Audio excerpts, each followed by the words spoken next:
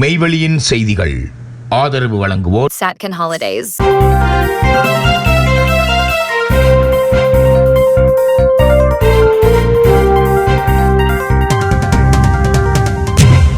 வணக்கம். மெய்வெளியின் செய்திகள் வாசித்தளிப்பவர் ரஜிதா சாம். முதலில் இலங்கை செய்திகள்.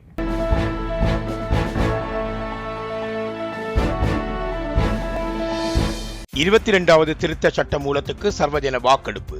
அமைச்சர் நலிந்த ஜெயதிச விளக்கம்.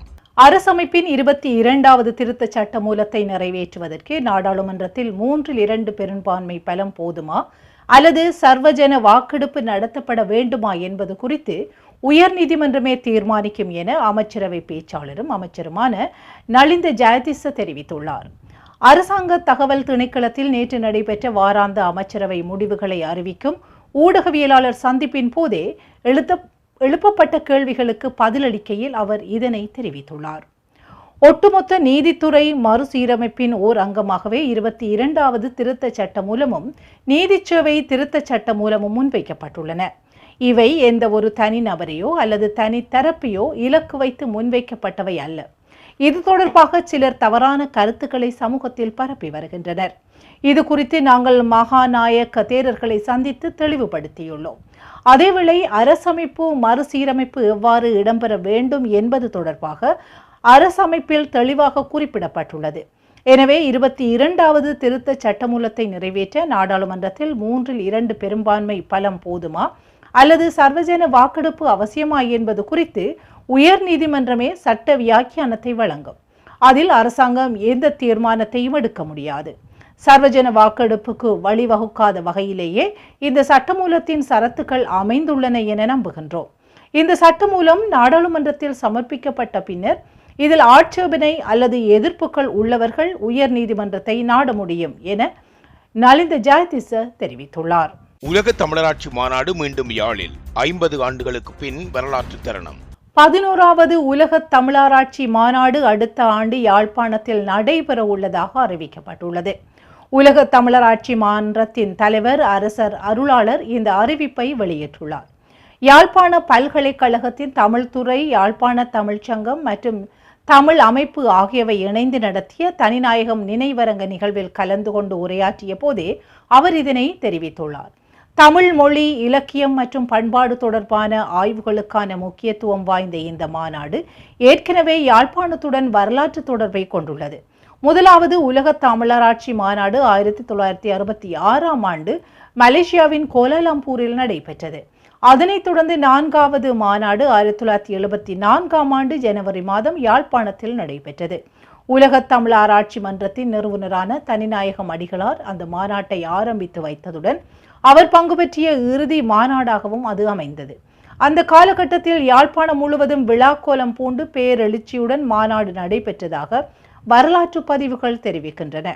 எனினும் மாநாட்டின் இறுதி நாளில் இடம்பெற்ற தாக்குதலில் பல உயிர்கள் காவு கொள்ளப்பட்ட துயரச் சம்பவம் வரலாற்றில் பதிவாகியுள்ளது. இதனிடையே 10வது உலக தமிழராட்சி மாநாடு 2019ஆம் ஆண்டு அமெரிக்காவின் சிகாகோ நகரில் நடைபெற்றது. இந்த நிலையில் சுமார் 5 தசாப்தங்களுக்கு பின்னர் 11வது உலக தமிழராட்சி மாநாடு மீண்டும் யாழ்ப்பாணத்தில் நடைபெற உள்ளதாக வெளியாகியுள்ள அறிவிப்பு தமிழ் ஆய்வுலகில் முக்கியத்துவம் வாய்ந்ததாக பார்க்கப்படுகின்றது. தமிழ் மொழி மற்றும் பண்பாட்டின் உலகளாவிய ஆய்வுகளை யாழ்ப்பாணத்துடன் மீண்டும் இணைக்கும் வரலாற்று தருணமாக இந்த மாநாடு அமைய உள்ளதாக தெரிவிக்கப்படுகின்றது. 5 குழந்தைகளின் எலும்புக்கூடுகள் உட்பட 15 எச்சங்கள் செம்மணியில் பரபரப்பு. யாழ்ப்பாணம் செம்மணி மனித புதைக்குழியின் 3ஆம் கட்ட அகழ்வு பணிகளின் 49வது நாளில் 5 குழந்தைகளின் எலும்புக்கூடுகள் உட்பட 15 மனித எலும்புக்கூடுகள் புதிதாக அடையாளம் காணப்பட்டுள்ளன. இவற்றில் 11 எலும்புக்கூடுகள் முழுமையாக அகழ்ந்து எடுக்கப்பட்டுள்ளதாக சட்டத்தரணி ரணிதா ஞானராஜா தெரிவித்துள்ளார். செம்மணி புதைக்குழி அகழ்வு பணிகள் ஆரம்பிக்கப்பட்டது முதல் இதுவரை 539 எலும்புக்கூட்டு தொகுதிகள் அடையாளம் காணப்பட்டுள்ளன. அவற்றில் 524 எலும்புக்கூட்டு தொகுதிகள் முழுமையாக அகழ்ந்து பாதுகாப்பாக மீட்கப்பட்டுள்ளதாக தெரிவிக்கப்பட்டுள்ளது. நேற்றைய அகழ்வு பணிகளின் போது அடையாளம் காணப்பட்ட 5 குழந்தைகளின் எலும்புக்கூடுகளுடன் செம்மணி புதைகுழியில் இதுவரை 100க்கும் மேற்பட்ட சிறுவர்கள் மற்றும் குழந்தைகளின் எலும்புக்கூடுகள் அடையாளம் காணப்பட்டுள்ளதாகவும் தகவல்கள் தெரிவிக்கின்றன. யாழ்ப்பாண நீதவான் சே லெனின் குமார் முன்னிலையில் நடைபெற்ற அகழ்வு பணிகளில் தொல்லியல் பேராசிரியர் ராஜ் சோமதேவா தலைமையிலான குழு, தடயவியல் சட்ட வைத்திய அதிகாரி செல்லையா பிரணவன் தலைமையிலான மருத்துவ குழு, தடயவியல் போலீசார், யாழ்ப்பாண பல்கலைக்கழக மாணவர்கள் மற்றும் நல்லூர் பிரதேச சபை ஊழியர்கள் பங்கேற்றனர்.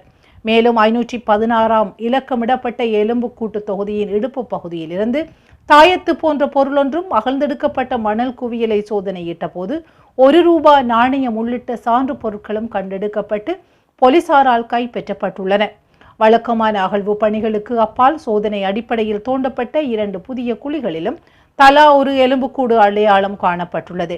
கண்டெடுக்கப்படும் மனித எச்சங்கள் மற்றும் சான்று பொருட்கள் அனைத்தும் நீதிமன்ற கண்காணிப்பின் கீழ் அறிவியல் மற்றும் தடயவியல் பரிசோதனைகளுக்கு உட்படுத்தப்பட உள்ளன. கல்முனை வைத்தியசாலை உடை விவகாரம் சுமந்திரன் தலையிட வேண்டும் என கோரிக்கை. கல்முனை ஆதார வைத்தியசாலையில் அண்மையில் ஏற்பட்டுள்ள மத மற்றும் கலாசார உடை சர்ச்சைக்கு உடனடியாக முற்றுப்புள்ளி வைக்க வேண்டும் என முன்னாள் ராஜாங்க அமைச்சர் சட்டத்தரணி HMM ஹரிஸ் வலியுறுத்தியுள்ளார்.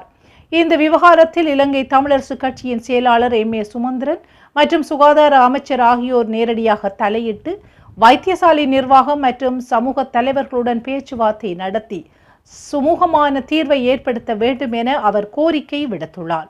தமிழ், முஸ்லிம், கிறிஸ்தவ, பௌத்த மக்கள் நீண்ட காலமாக ஒற்றுமையுடன் வாழ்ந்து வரும் கல்முனையில் தற்போதைய விவகாரம் சமூகங்களுக்கிடையே முரண்பாடாக மாறாமல் பொறுப்புடன் அணுகப்பட வேண்டும் என்றும் ஹரிஸ் தெரிவித்துள்ளார். மேலும் முஸ்லிம் பெண் ஊழியர்களின் கலாச்சாரத்தை பேணும் ஆடை உரிமையை உறுதிப்படுத்துவதுடன் மனிதநேயம் மற்றும் சமூக ஒற்றுமையை முன்னிறுத்தி இந்த பிரச்சினை உடனடி தீர்வு காணப்பட வேண்டும் எனவும் அவர் வலியுறுத்தியுள்ளார். யாழ்ப்பாணத்தில் வெளிநாட்டு வேலை மோசடி ₹7.5 கோடி மேல் பறிபோனது. வெளிநாடுகளுக்கு அனுப்புவதாக கூறி யாழ்ப்பாணத்தைச் சேர்ந்தவர்களிடம் கடந்த சில வாரங்களுக்குள் ₹7.5 கோடி அதிகமான தொகை மோசடி செய்யப்பட்டுள்ளதாக போலீஸ் வட்டாரங்கள் தெரிவித்துள்ளன. யாழ் மாவட்டத்தில் வெளிநாடுகளுக்கு அனுப்புவதாக கூறி பண மோசடியில் ஈடுபடும் சம்பவங்கள் தொடர்ச்சியாக இடம்பெற்று வருவதாக குற்றச்சாட்டுகள் முன்வைக்கப்பட்டுள்ளன. இந்த நிலையில் கடந்த சில வாரங்களாக இவ்வாறான மோசடி சம்பவங்கள் சடுதியாக அதிகரித்துள்ளதாக போலீஸ் தெரிவித்துள்ளனர். இந்த மோசடிகளுடன் தொடர்புடைய 10க்கும் மேற்பட்ட முறைப்பாடுகள் இதுவரை கிடைத்துள்ளதாகவும் அவற்றில் அதிகபட்சமாக ஒருவரிடமிருந்து ₹1.5 கோடி வரையில் மோசடி செய்யப்பட்டுள்ளதாகவும் தெரிவிக்கப்பட்டுள்ளது. சமூக வலைத்தளங்களில் வெளியிடப்படும் போலியான விளம்பரங்களை நம்பியே பெருமளவானோர் இவ்வாறு பணத்தை இழந்துள்ளதாக போலீசார் கூறுகின்றனர். கனடா, பிரித்தானியா உள்ளிட்ட வெளிநாடுகளுக்கு எவ்வித செலவுமின்றி அனுப்பி வைப்பதாக கூறியே இந்த போலியான விவரங்கள் வெளியிடப்படுவதாக தெரிவிக்கப்படுகின்றது. இதனை நம்பி தொடர்பு கொள்ளும் நபர்களிடம் முதலில் ஒரு தொகை பணத்தை வங்கிக் கணக்கில் வைப்பிலிட்டு காட்டுமாறு கூறுவதாகவும் பின்னர் அவர்களின் வங்கிக் கணக்கு, கடவுச்சொல் உள்ளிட்ட தகவல்களை பெற்று நள்ளிரவு 12 மணிக்கு பின்னர் பணத்தை மோசடியாக எடுத்துக் கொள்வதாகவும் போலீசார் தெரிவித்துள்ளனர். எனவே சமூக வலைத்தளங்களில் வெளியாகும் வெளிநாட்டு வேலைவாய்ப்பு மற்றும் வெளிநாடு செல்லும் வாய்ப்புகள் தொடர்பான போலியான விளம்பரங்களை நம்பி பணத்தை இழக்காமலும் பொதுமக்கள் மிகவும் அவதானமாக செயற்படுமாறு போலீசார் அறிவுறுத்தியுள்ளனர். யாழ்ப்பாணத்தில் 90 நாட்களுக்குள் 80 பேர் தற்கொலை. உயிரிழப்புகள் குறித்து ஆளுநர் எச்சரிக்கை. யாழ்ப்பாண மாவட்டத்தில் தவறான முடிவுகளால் ஏற்படும் உயிரிழப்புகள் அண்மை காலமாக அதிகரித்து வரும் நிலையில் அவற்றை தடுப்பதற்கான துரித நடவடிக்கைகளை உடனடியாக முன்னெடுக்குமாறு வடக்கு மாகாண ஆளுநர் நா. வேதநாயகன் அதிகாரிகளுக்கு பணிப்புரை வழங்கியுள்ளார். வடக்கு மாகாண ஆளுநர் செயலகத்தில் நேற்று நடைபெற்ற விசேட உயர்மட்ட கலந்துரையாடலிலேயே இந்த பணிப்புரை வழங்கப்பட்டது. யாழ்ப்பாண மாவட்டத்தில் கடந்த 3 மாதங்களில் மட்டும் 80 உயிரிழப்புகள் பதிவாகியுள்ளதாக தெரிவிக்கப்பட்டுள்ளது. தேசிய மட்டத்தில் 1 லட்சம் பேருக்கு 15 பேர் என்ற விகிதம் காணப்படும் நிலையில் யாழ்ப்பாணத்தில் இந்த எண்ணிக்கை சுமார் 30 இருப்பதாக மருத்துவ நிபுணர்கள் சுட்டிக்காட்டியுள்ளனர். குறிப்பாக இளைஞர்கள் மற்றும் பெண்கள் மத்தியில் இந்த போக்கு அதிகரித்து வருவது கவலைக்குரிய விடயமாக குறிப்பிடப்பட்டுள்ளது. மதுபாவனை, குடும்ப வன்முறை, குடும்ப உறுப்பினர்களுக்கு இடையிலான தொடர்பாடல் குறைவு, தனிமை மற்றும் சமூக உளவியல் அழுத்தங்கள் உள்ளிட்ட பல்வேறு காரணிகள் இந்த நிலைமைக்கு பங்களிப்பதாக மருத்துவ நிபுணர்கள் தெரிவித்துள்ளனர். இதனை தடுப்பதற்கு சுகாதாரத்துறை மட்டுமன்றி கல்வி, சமூக சேவைகள், போலீஸ், மத தலைவர்கள், சமூக அமைப்புகள் மற்றும் ஊடகங்கள் உள்ளிட்ட அனைத்து தரப்பினரும் இணைந்து செயற்பட வேண்டும் என ஆளுநர் வலியுறுத்தியுள்ளார். மேலும் பதிவான உயிரிழப்புகள் தொடர்பில் விஞ்ஞான ரீதியான ஆய்வுகளை மேற்கொண்டு காரணிகளை அடையாளம் கண்டு தடுப்பு நடவடிக்கைகளை வலுப்படுத்தவும் அதிகாரிகளுக்கு அறிவுறுத்தப்பட்டுள்ளது. மன அழுத்தம், தனிமை அல்லது குடும்ப பிரச்சனையால் பாதிக்கப்பட்டு உதவி தேவைப்படுபவர்கள் 24 மணி நேரமும் இயங்கும் நேயம் உளவள ஆதரவு சேவையின் 021 222 66 66 என்ற இலக்கத்தை தொடர்பு கொண்டு இரகசியமான ஆலோசனைகளை பெற்றுக்கொள்ள முடியும் என தெரிவிக்கப்பட்டுள்ளது. செய்திகளில் இனி வருவன இந்திய செய்திகள். Soft ocean breeze. Bentetta welcomes you to paradise with Satkin Holidays. Mirissa Beach. Feel the magic of Mirissa, where turquoise waves, peaceful beaches, and unforgettable moments create the perfect escape for couples. Relax, walk by the shore, and fall in love with every sunset. Weligama. Adventure meets romance in Weligama. Surf, smile, and enjoy the beauty of Sri Lanka with Satkin Holidays. Your dream beach getaway starts here. Satkin Holidays. For more info, contact www.satkin.com.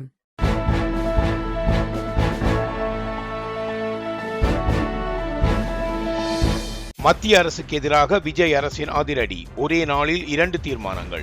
மத்திய அரசின் சட்டங்களை எதிர்த்து தமிழக சட்டசபையில் முதல்வர் விஜய் அரசு ஒரே நாளில் 2 முக்கிய தீர்மானங்களை நிறைவேற்றியுள்ளது.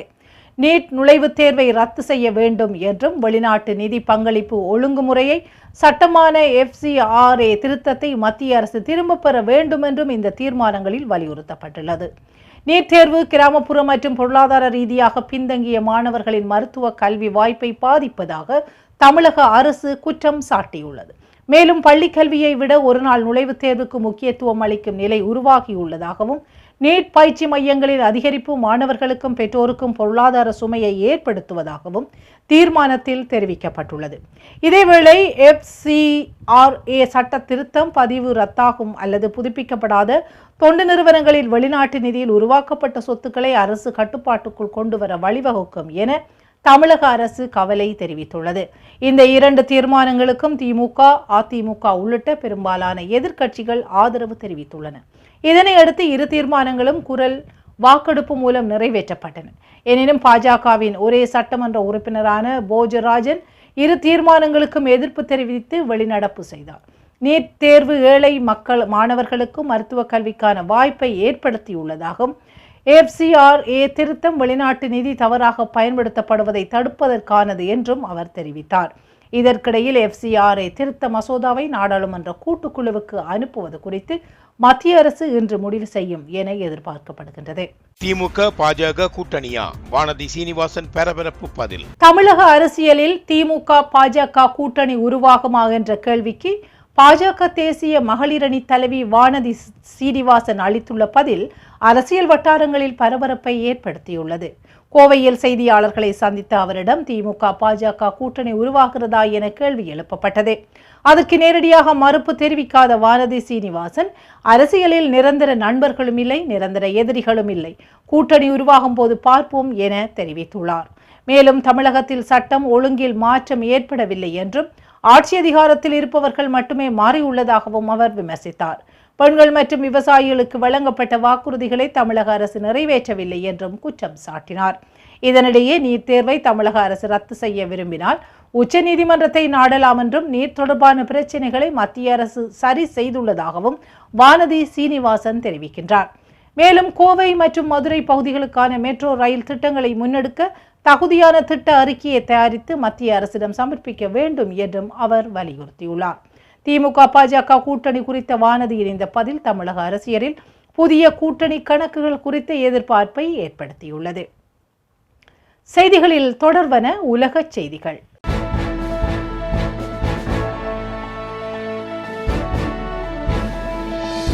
சர்வதேச குற்றவியல் நீதிமன்றத்தை முடக்க முயற்சி, ட்ரம்புக்கு எதிராக வழக்கு. சர்வதேச குற்றவியல் நீதிமன்றத்தை முடக்கும் நோக்கில் ட்ரம்ப் நிர்வாகம் முன்னெடுத்துள்ள நடவடிக்கைகள் அரசியல் அமைப்புக்கு முரணானவை என கூறி 4 முன்னணி அமெரிக்க மனித உரிமை அமைப்புகள் வழக்கு தொடர்ந்துள்ளன. Human rights watch, open society institute, American friends service committee மற்றும் சென்டர் ஃபார் கான்ஸ்டிடியூஷனல் ரைட்ஸ் ஆகிய அமைப்புகள் நியூயார்க்கில் இந்த வழக்கை தாக்கல் செய்துள்ளன.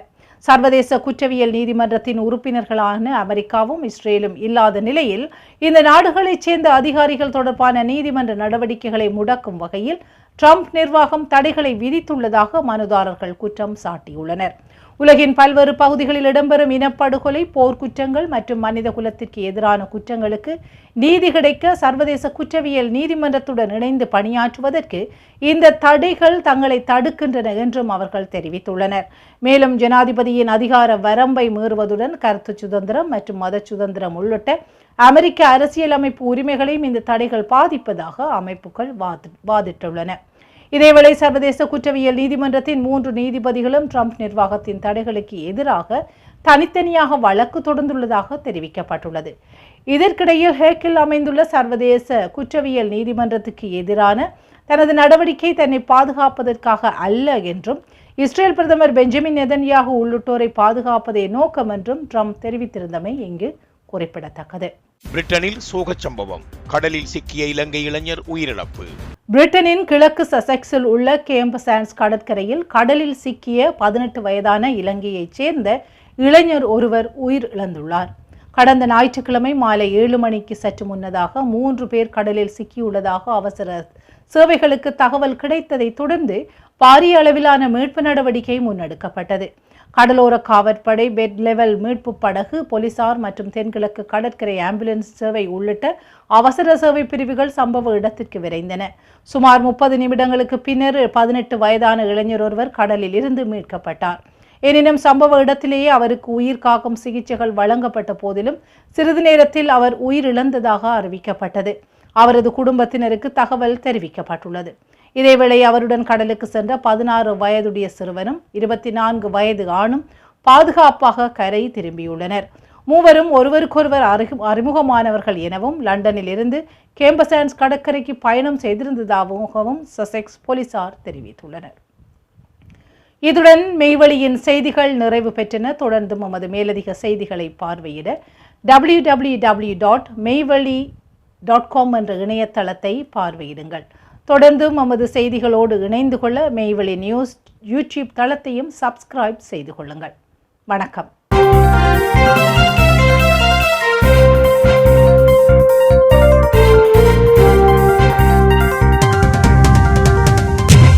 Soft ocean breeze.